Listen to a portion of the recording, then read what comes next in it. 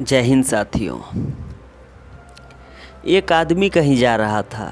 जाते जाते एक जगह पेड़ के नीचे उसे अचानक सुनाई दिया, 7 घड़ा धन लेगा।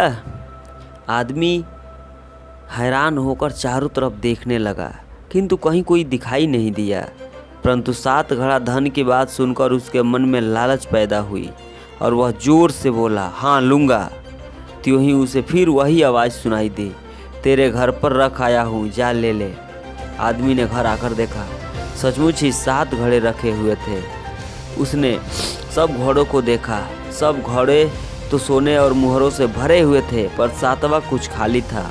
उसके मन में 7वें घड़े को भी भरने की तीव्र इच्छा उठी और वह घर में जितना भी धन था, गहने थे, सब वे लाकर उस घड़े में डाल दिया। पर भला इतना सा बड़ा घड़ा कैसे भरता? वह व्याकुल रहने लगा।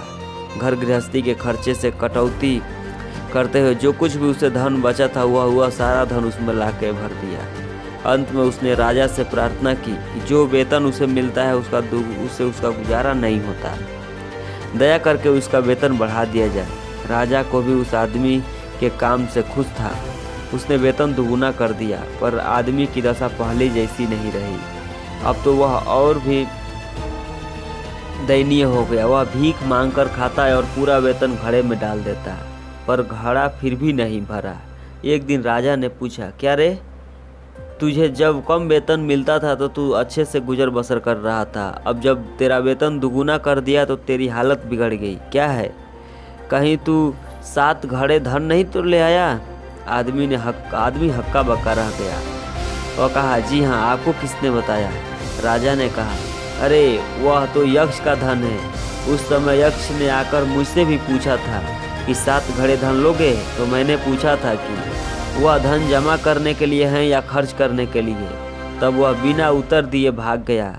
वह धन नहीं लेना चाहिए, उसे खर्च नहीं किया जा सकता, सिर्फ जमा ही करना पड़ता है। भला चाहता है तो धन लौटा दे।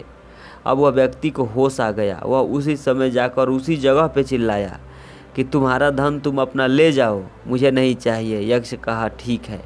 घर लौटकर देखा तो घड़े गायब हो गए थे। दुख की बात यह थी कि उसने जो कुछ भी अपना पेट काट कर उसमें धन जमा किया था, वो सब चला गया था। जिंदगी में भी ऐसा ही होता है। जमा खर्च का ठीक ठाक अगर ज्ञान न रहे तो जमा पूंजी भी खर्च हो जाती है। तो साथियों, ये वीडियो आपको कैसी लगी कमेंट करके जरूर बताएं। तब तक ले थैंक्स, जय हिंद।